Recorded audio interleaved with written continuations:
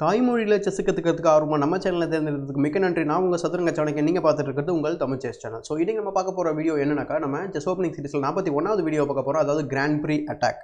இது வந்து பார்த்திங்கன்னா சிசிலியன் டிஃபென்ஸில் ஒரு one of the main video அப்படின்னு சொல்லலாம். அண்ட் இந்த வீடியோவை நம்ம வந்து கண்டினியூ பண்ணுறதுக்கு முன்னாடி ஒரு சின்ன ரெக்வஸ்ட் என்னன்னாக்கா, நம்ம சேனலை இன்னும் நீங்கள் சப்ஸ்கிரைப் பண்ணாமல் நம்ம சேனலோட வீடியோஸ்லாம் பார்த்துட்டு இருந்தீங்கன்னா மறக்காமல் வந்து சப்ஸ்கிரைப் பண்ணிட்டு பெல் பட்டனை ப்ரெஸ் பண்ணுங்கள். அப்போ தான் வந்து ஒவ்வொரு வீடியோ வந்து உங்களுக்கு போடும்போதும் நோட்டிஃபிகேஷன் வரும்.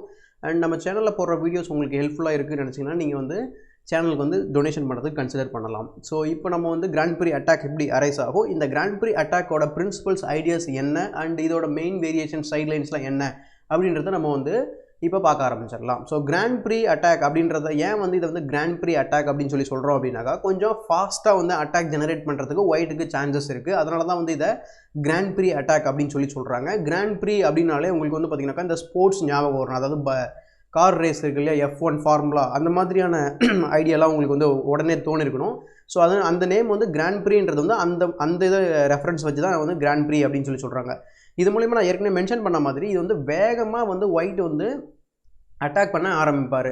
யூஸ்வலாகவே வந்து பார்த்திங்கன்னா சிசிலியன் டிஃபென்ஸில் ஒயிட் வந்து வேகமாக அட்டாக் பண்ண ட்ரை பண்ணுவார். அண்ட் இது வந்து அதில் one of the main weapon அப்படின்னு சொல்லலாம். So E4 C5 Sicilian defence on board. And இங்கே கிராண்ட் ப்ரீ அட்டாக் வந்து பார்த்திங்கன்னா நீங்கள் 2 டைம், அதாவது டிரான்ஸ்போசிங் அப்படின்னு சொல்லிட்டு நம்ம ஒரு கான்செப்ட் நம்ம அடிக்கடி சொல்லிட்டு இருப்போம்.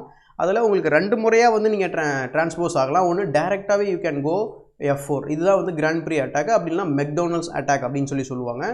அண்ட் அப்படி இல்லை அப்படின்னு சொன்னீங்க அப்படின்னாக்கா நீங்கள் நைட் C3 ஆடலாம், closed Sicilian. So closed Sicilian மூலியமாகவும் நீங்கள் கிராண்ட் ப்ரீ அட்டாக் வந்து என்ட்ரு ஆகலாம். ஸோ இந்த மாதிரி உங்களுக்கு மல்டிபிள் டிரான்ஸ்போசிஷன் வந்து ஒவ்வொரு ஓப்பனிங்குமே வரும். அண்ட் இந்த ஓப்பனிங்கை பொறுத்த வரைக்கும் நீங்கள் நைட் C3 விளையாடிட்டு அண்ட் நெக்ஸ்ட் மூவில் வந்து பார்த்திங்கன்னா ஆஃப்டர் நைட் C6 வந்து நீங்கள் திரும்ப F4 ஆடலாம். ஸோ இதுதான் வந்து கிராண்ட் ப்ரீ அட்டாக்கோட ஸ்டார்டிங் பொசிஷன். அண்ட் இதில் என்ன பிரச்சனை அப்படின்னு சொல்லி பார்த்தோம் அப்படின்னாக்கா, ஒயிட் சைடு வந்து பார்த்தோம்னா இந்த டார்க் ஸ்கொயர் வந்து பார்த்திங்கனாக்கா உங்களுக்கு வீக்காக இருக்கும். இந்த டார்க் ஸ்கொயர் வந்து கிங் சைடு இருக்கிற டார்க் ஸ்கொயர் வந்து வீக்காக இருக்கும். ஏன்னா நம்ம வந்து இயர்லியராக வந்து F4 விளையாடிக்கலாம், like Kings gambit.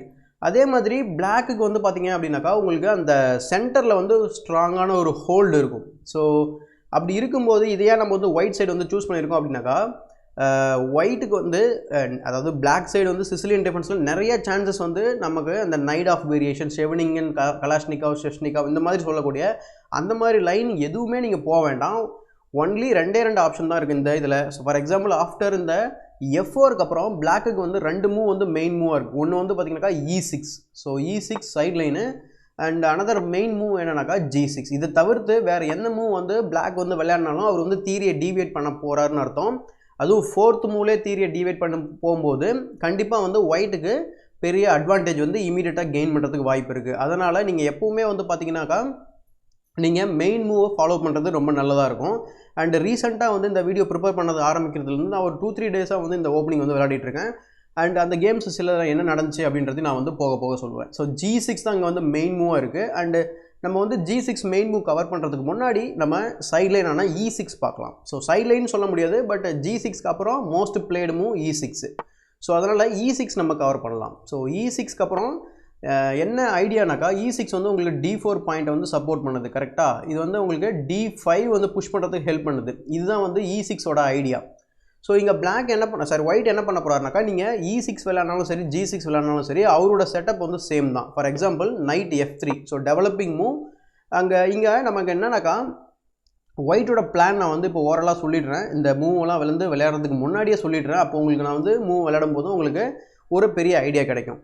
So இப்போ ஒயிட்டோட பிளான் என்னன்னாக்கா, இந்த பிஷப்பை வந்து பான் செயினுக்கு வெளியே வச்சுட்டு இந்த என்ன சொல்கிறது D3 வந்து புஷ் பண்ணி சென்டரை வந்து சாலிடிஃபை பண்ணிவிட்டு இந்த பிஷப்பை வந்து இந்த நைட்டுக்கு எக்ஸ்சேஞ்ச் பண்ண ட்ரை பண்ணுவார். அதுதான் வந்து ஒயிட்டோட ஐடியா. அப்படி எக்ஸ்சேஞ்ச் பண்ணிவிட்டு கிங் சைடு வந்து கேஸ்லிங் பண்ணிவிட்டு குயினை வந்து E1 கொண்டு வந்து இந்த மாதிரி கிங் சைடு வந்து கொண்டு போய் அட்டாக் பண்ண போகிறார். இதுதான் வந்து ஒயிட்டோட பிளானு. அண்டு இந்த மாதிரி பண்ணுறப்போ நம்ம என்ன பண்ணணும், சென்டரை வந்து க்ளோஸ்டாக வச்சுருக்கணும். அப்போ எந்த மாதிரியான மூவ்லாம் விளையாடணும் அப்படின்றத நீங்கள் வந்து நீங்களே லாஜிக்கலாக திங்க் பண்ண ஆரம்பிச்சிடலாம். ஸோ நைட் F3க்கு அப்புறம் பார்த்தீங்கன்னா D5. ஸோ கரெக்டாக வந்து இந்த D5 ப்ரிப்பேர் பண்ணார். அதனால் D5 வந்து விளையாட வேண்டியது இருக்குது. So bishop to B5. So bishop to B5க்கு அப்புறம் D4 வந்து சில டைம் வந்து நிறைய பேர் யோசிப்பாங்க, D4 நம்ம ஃபர்தராக புஷ் பண்ணால் என்ன ஆகும் அப்படின்ட்டு யோசிப்பாங்க. பட் இந்த D4 புஷ் பண்ணுறதால ஒயிட்டுக்கு வந்து ட்ரெமெண்டஸ் அட்வான்டேஜ் கிடைக்கும். என்ன ரீசன் அப்படின்னாக்கா, சிம்பிளாக வந்து அவர் என்ன பண்ணுவார், நைட்டை ட்ரா பண்ணுவார். நைட்டை ட்ராப் பண்ணிவிட்டு நீங்கள் ஃபர்தராக வந்து இங்கே பானை புஷ் பண்ண முடியாது பிகாஸ் நமக்கு பிஷப் வந்து டிஃபெண்ட் பண்ணிட்டு இருக்கு இல்லையா. அண்ட் ஒன்ஸ் இந்த பான் வந்து d4 வரைக்கும் அதாவது ஓவர் எக்ஸ்டெண்ட் ஆயிருக்கு, அதனால் நீங்கள் you can always play the move c3 to undermine the pawn. So அதனால் d4 வந்து இங்கே லாஜிக்கலாக இருக்காது. ரேதர் அவங்க என்ன சூஸ் பண்ணுவாங்கன்னா திரும்ப பான் மூவ் பண்ணுறதுக்கு பதில் அவங்க என்ன பண்ணணும் அப்படின்னா நைட் f6 அதாவது டெவலப்மெண்ட்டில் கான்சன்ட்ரேட் பண்ணணும். இங்கே நீங்கள் கேப்சர் பண்ணுறதால ஒயிட் நீங்கள் கேப்சர் பண்ணலாம். பிஃபோர் நம்ம அந்த பான் புஷ் பண்ணதுக்கப்புறம் நீங்கள் வந்து கேப்சர் பண்ணலாம். கேப்சர் பண்ணுறது மூலயமா வந்து பார்த்திங்கன்னா உங்களுக்கு சென்டரில் இருக்கிற கண்ட்ரோல் எல்லாமே போயிடும்.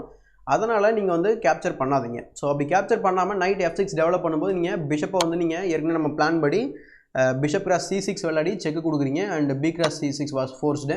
அடுத்து வந்து பார்த்திங்கன்னா e5. ஸோ சென்டர் நான் இப்போ தான் சொல்லிட்டு இருந்தேன், சென்டர் எப்பவுமே நீங்கள் வந்து என்ன பண்ணணும், க்ளோஸ் பண்ணி வச்சுருக்கணும். கிராண்ட் ப்ரீ அட்டாக்கை பொறுத்த வரைக்கும் முடிஞ்ச அளவுக்கு நீங்கள் சென்டர் க்ளோஸ் பண்ணணும். அண்ட் இங்கே பான் வந்து e5ல இருக்கிறதால உங்களுக்கு ஒரு கிரேட்டர் கண்ட்ரோல் இருக்கும் சென்டரில். பிகாஸ் இந்த நைட்டுக்கு நேச்சுரல் ஸ்கொயர் கிடையாது. அதாவது நேச்சுரல் ஸ்கொயர் கிடையாது அப்படின்னாக்கா நீங்கள் ஸ்ட்ராட்டஜிக்காக யோசிச்சு பார்க்கணும். ஸோ நம்ம வந்து ஓப்பனிங் மட்டும் பேசுகிறோம் அப்படின்றதால உங்களுக்கு ஸ்ட்ராட்டஜி வந்து தெரிஞ்சுக்கிட்டீங்க அப்படின்னா ரொம்ப நல்ல விஷயம். ஏன்னா இங்கே ஸ்ட்ராட்டஜி என்னன்னாக்கா இங்கே நம்ம என்ன பண்ணுறோம், e5 மூலிமா ஒரு one of the key defender, அதாவது ரொம்ப முக்கியமான ஒரு டிஃபெண்டர் வந்து கிங் சைட் இருந்து நம்ம வந்து டிஸ்லாஜ் பண்ணுறோம். It goes to d7 and d7 போனதுக்கப்புறம் நீங்கள் என்ன பண்ண போறீங்க, நம்மளோட பிளான் என்ன d3. ஸோ நம்ம பிளானை வந்து கண்டிப்பாக அப்படியே எக்ஸிக்யூட் பண்ணலாம், ஒன்றுமே பிரச்சனையே வராது உங்களுக்கு ஒயிட் சைடு. ஸோ இந்த மாதிரி d3 புஷ் பண்ணதுக்கப்புறம் பிளாக் என்ன பண்ணுவார், கேஸ்லிங் பண்ணுறதுக்கு ரெடி ஆவார். So bishop e7 both sides என்ன பண்ணுவாங்க, கேஸ்லிங் பண்ணுவாங்க.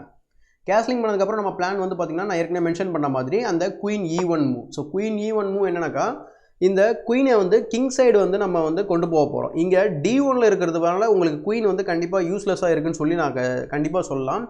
ஏன்னா வந்து உங்களுடைய ஓன் பானை வந்து ஸ்டேர் பண்ணிகிட்ருக்கு. சம் வேரியேஷன்ஸில் நீங்கள் அது தேவைப்படும். பட் இப்போதைக்கு வந்து பார்த்திங்கன்னா சென்டர் க்ளோஸாக இருக்குன்றதால உங்களுக்கு d5ல உங்கள் குயின் தேவைப்படாது. ஆனால் உங்களுக்கு e5ல குயினை வைக்கும்போது என்ன சொல்கிறது, இந்த மாதிரி கிங் சைடு வந்து உங்களுடைய ப்ரெசன்ஸ் வந்து இருக்கும். இன் சம் வேரியேஷன்ஸ் என்ன பண்ணுவீங்கன்னா குயின் g3 கூட போவீங்க.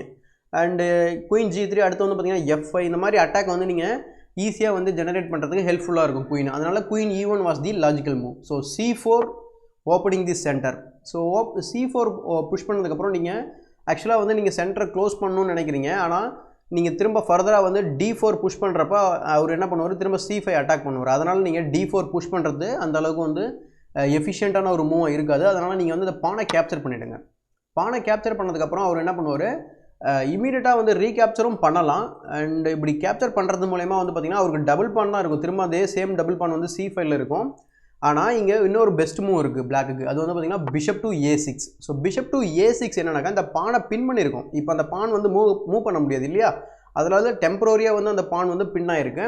பட் இங்கே இன்னொரு வேரியேஷன் வந்து நம்ம முக்கியமான வேரியேஷன் வந்து இருக்குது. என்னன்னாக்கா நீங்கள் சிம்பிளாக என்ன பண்ணுறீங்க, அந்த த்ரெட்டை இக்னோர் பண்ணுறீங்க. ஏன்னா அந்த பான் வந்து நம்ம ரூக்கோட பின் பண்ணியிருக்கோம். இருந்தாலும் நீங்கள் அந்த த்ரெட்டை இக்னோர் பண்ணிவிட்டு பானை கேப்சர் பண்ணுறீங்க. கேப்சர் பண்ணிட்டு you are going to give up the exchange. So once அந்த பிஷப் கேப்சர் பண்ணதுக்கப்புறம் நீங்கள் திரும்ப ஒரு பானை கேப்சர் பண்ணுறீங்க. இப்போ நம்ம ஆல்ரெடி வந்து ஒரு 2 பான் வந்து கேப்சர் பண்ணியிருக்கோம். இப்போ 2 பீஸ் வந்து அவருக்கு அட்டாக்ல இருக்குது. ஏதாவது ஒரு பீஸ் நம்ம ஈஸியாக கேப்சர் பண்ணலாம். ஒன்ஸ் இந்த பிஷப் ரீட்ரீட் பண்ணதுக்கப்புறம் நீங்கள் என்ன பண்ண போகிறீங்க, நைட்டை கேப்சர் பண்ண போகிறீங்க. So queen captures.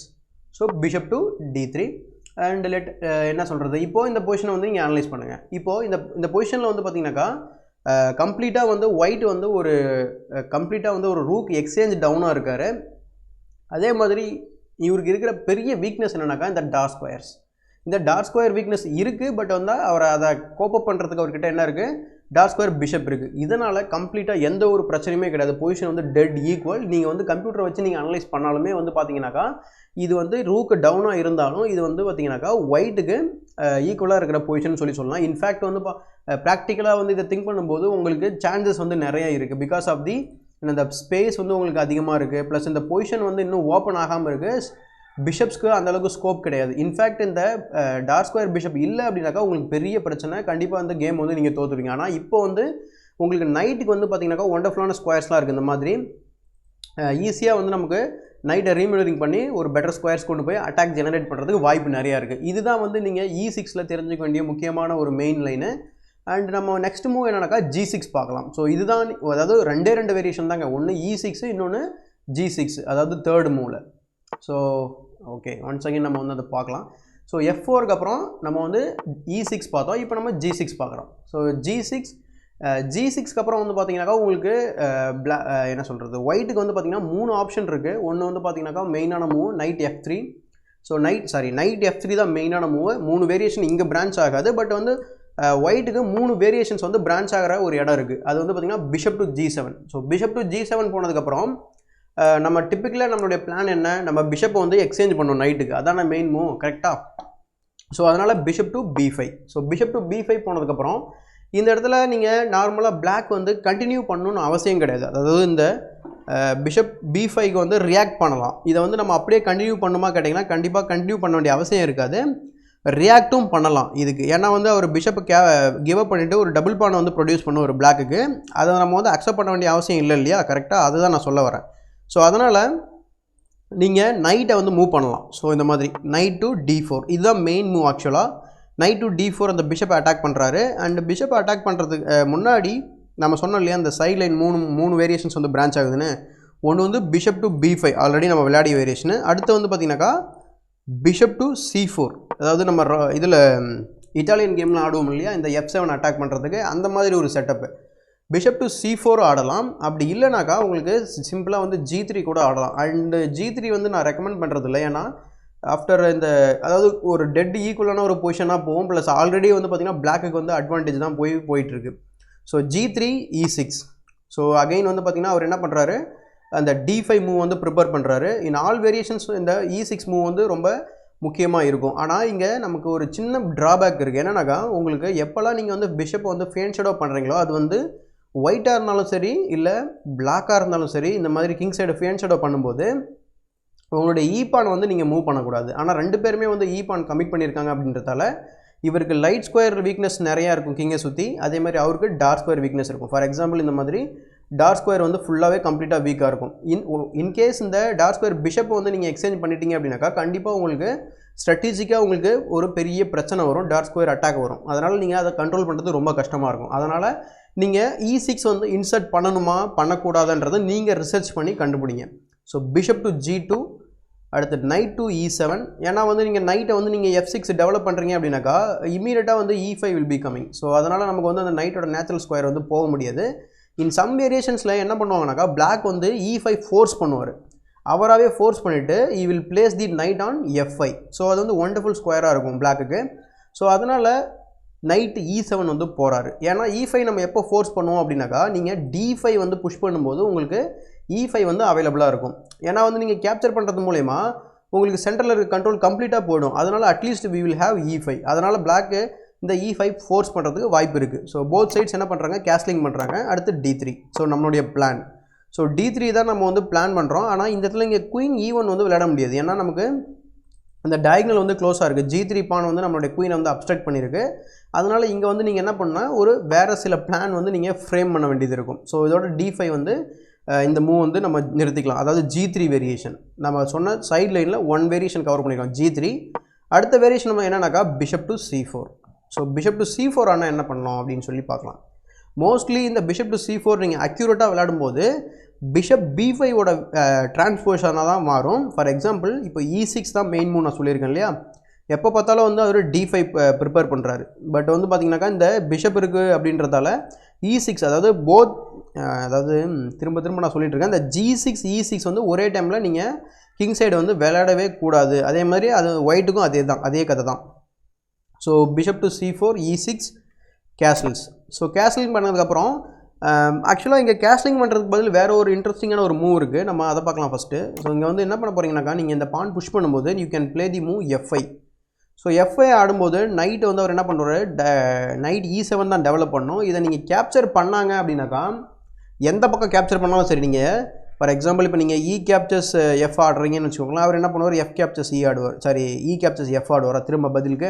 அண்ட் இந்த டயக்னல் வந்து ஓப்பன் ஆகிடும். அது இல்லாமல் இப்போ நீங்கள் திரும்ப ரீகேப்சர் பண்ணும்போது உங்களுடைய G5 வந்து ஓப்பன் ஆகிடும். ஸோ இதனால் வந்து பார்த்தீங்கன்னாக்கா உங்கள் கிங் சைடு வந்து ரொம்ப சிவியராக வீக் ஆகிடும். அதனால தான் வந்து பார்த்தீங்கன்னா நைட் E7 வந்து விளையாடுறாங்க. இது வந்து ஒரு லாஜிக்கலான ஒரு கண்டினியூவேஷன்.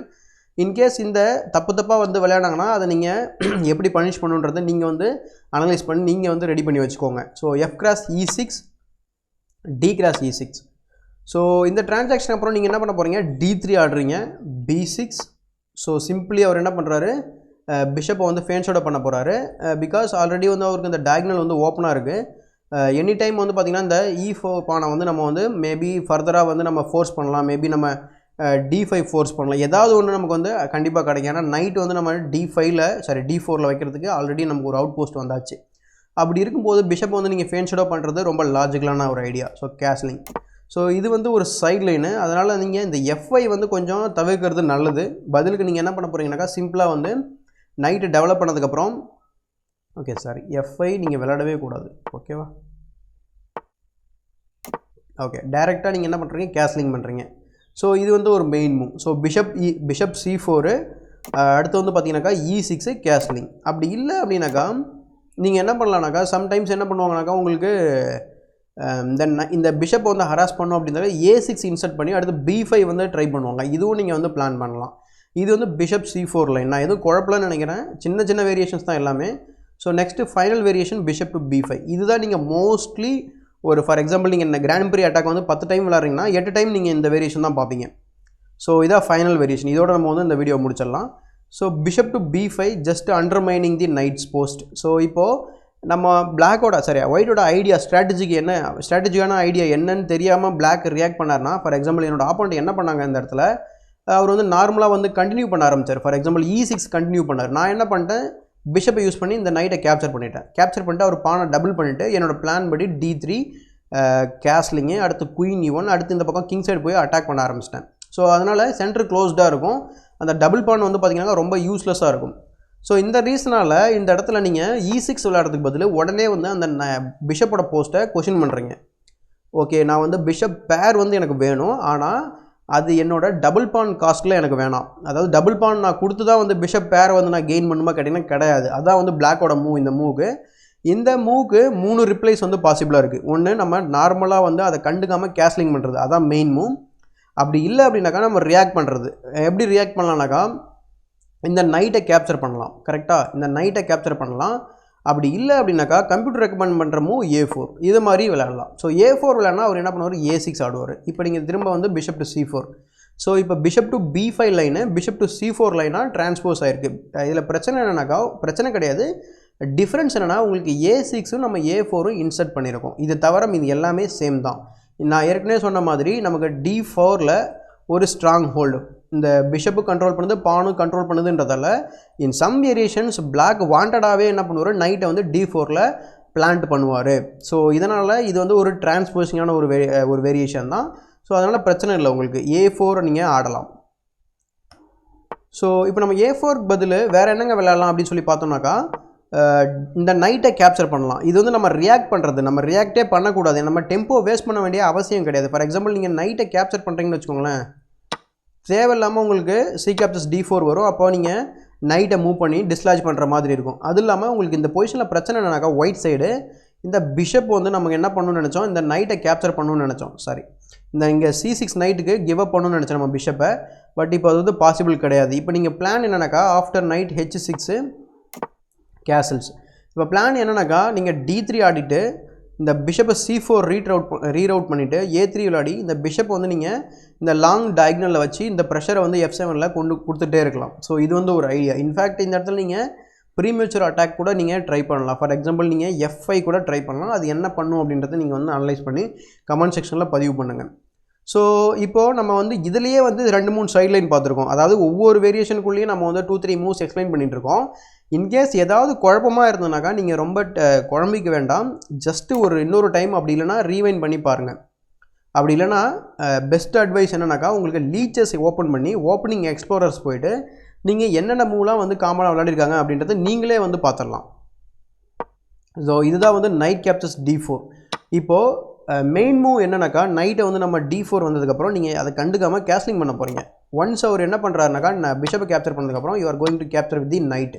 ஸோ இப்போது இந்த டிரான்சாக்ஷன் மூலமா பிளாக் என்ன அச்சீவ் பண்ணியிருக்காரு அப்படின்னாக்கா, அவர் ஃபர்ஸ்ட் ஆஃப் ஆல் ஓப்பனிங்கில் செகண்ட் டைம் வந்து ஒரு பீஸ் மூவ் பண்ணார். அதுவே வந்து ஒரு டெம்போ வந்து வேஸ்டான மாதிரி தான். ஏன்னா அது ஒரு பெரிய டாக்டிக்ஸ் கிடையாது.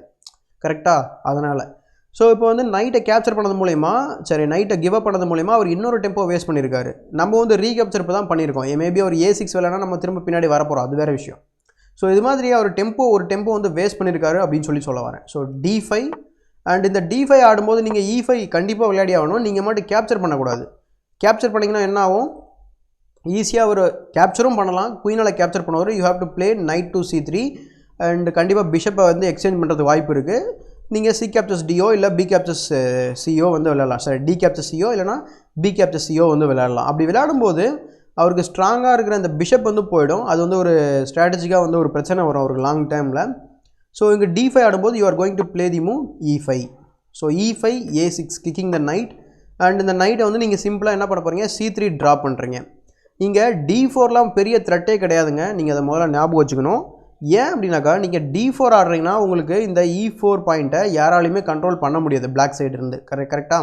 அப்படி இல்லைனா யூ என்ன பண்ணுறது, இந்த மாதிரி ஒரு மூவ் தான் விளையாடுற மாதிரி இருக்கும். அது வந்து பார்த்திங்கன்னா ஒரு லாங் டயக்னல் ஃபுல்லாகவே வந்து லைட் ஸ்கொயர் வீக்னஸை வந்து கிரியேட் பண்ணிவிடும். ஸோ இதனால் உங்களுக்கு பிளாக் என்ன பண்ண மாட்டாருனாக்கா, இந்த D4 புஷ் வந்து அவ்வளோ சீக்கிரம் வந்து விளையாட மாட்டார். ஸோ அதை வந்து நீங்கள் ஞாபகம் வச்சுக்கணும். So bishop to G4 pinning the night. அடுத்து D4. நீங்களே வந்து D4 ஆடுறீங்க. ஏன்னா இப்போ வந்து சுச்சுவேஷன் வந்து வேறு. ஸோ பிஷப் வந்து பின் பண்ணியிருக்க, இப்போ இந்த பிஷப்பை யூஸ் பண்ணி பின் பண்ணியிருக்காரு. அண்டு நீங்கள் D4 வந்து விளையாடுறீங்க, சென்டரை வந்து பிரேக் பண்ண ட்ரை பண்ணுறீங்க. அதர்வைஸ் உங்களுக்கு பான் வந்து பார்த்திங்கன்னா இங்கே D3 இருக்குது. சம் வேரியேஷன்ஸ்லாம் நான் சொல்கிற மூவ் எல்லாமே ஒர்க் ஆகும். நீங்கள் வந்து ஒவ்வொரு மூவுமே வந்து பார்த்திங்கன்னா நீங்கள் எவாலுவேட் பண்ணி பார்க்கணும். ஓகே, இந்த மூவ் வந்து கரெக்டாக இருக்கா இல்லை வேணுமா அப்படின்னு சொல்லிட்டு. ஏன்னா கிராண்ட் மாஸ்டர்ஸ்லாம் இந்த மாதிரி தான் விளையாடிட்டு இருக்காங்க. இன்ஃபேக்ட் இந்த பொசிஷனில் நம்ம ஒரு பான் கூட வின் பண்ணுறதுக்கு வாய்ப்பு இருக்குது. So D4 c captures D4. அடுத்து queen cross D4. So queen cross D4 வந்து பார்த்திங்கன்னா நாட் ரெக்கமெண்டட்னு சொல்கிறாங்க. ஆனால் நம்ம we are already attacking one pawn here. So அதனால் பிரச்சனை கிடையாது நமக்கு. என்னன்னாக்கா, ஏன் குயின் கிராஸ் D4 ஆடக்கூடாதுனாக்கா, இந்த நைட்டு வந்து நம்ம H6 போயிட்டு அடுத்து F5 வரும். ஸோ இது மாதிரி ஒரு டெம்போ கெய்னிங் மூவாக இருக்கும். அதனால் அது வந்து 2-3 மூவ்ஸ் ஆகும். இங்கே வந்து நம்ம பானையும் கேப்சர் பண்ணலாம். இது வந்து பானை கேப்சர் பண்ணலாம். பட் வந்து நான் இதை எக்ஸ்பிளைன் பண்ண போகிறதில்ல. ஏன் வந்து இதை நம்ம வந்து கேப்சர் பண்ணாமல் எனக்கு டெவலப்மெண்ட்டில் கான்சன்ட்ரேட் பண்ணுறோம் அப்படின்றத நீங்கள் வந்து கமெண்ட் செக்ஷனில் பதிவு பண்ணுங்கள். ஸோ நைட் டு H6 இது வந்து ஒரு வேரியேஷன். ஸோ இதோட நம்ம வந்து இந்த வீடியோவை வந்து நம்ம ஃபினிஷ் பண்ணிக்கலாம். உங்களுக்கு குழப்பாமல் இருக்கிறதுக்கு நான் வந்து சிம்பிளாக வந்து ஒரு ஐடியா சொல்கிறேன். ஒன்றும் இல்லை, E4 ஆடுறீங்க, அடுத்து ஒரு C5, அடுத்து knight C3 closed Sicilian F, அடுத்து knight C6 F4 grand prix attack. So F4க்கு அப்புறம் ரெண்டே ஆப்ஷன் தான். ஒன்று E6 அப்படி இல்லைனா G6. ஸோ E6 ஆடினா என்ன பண்ணுன்றது உங்களுக்கு தெரியும்.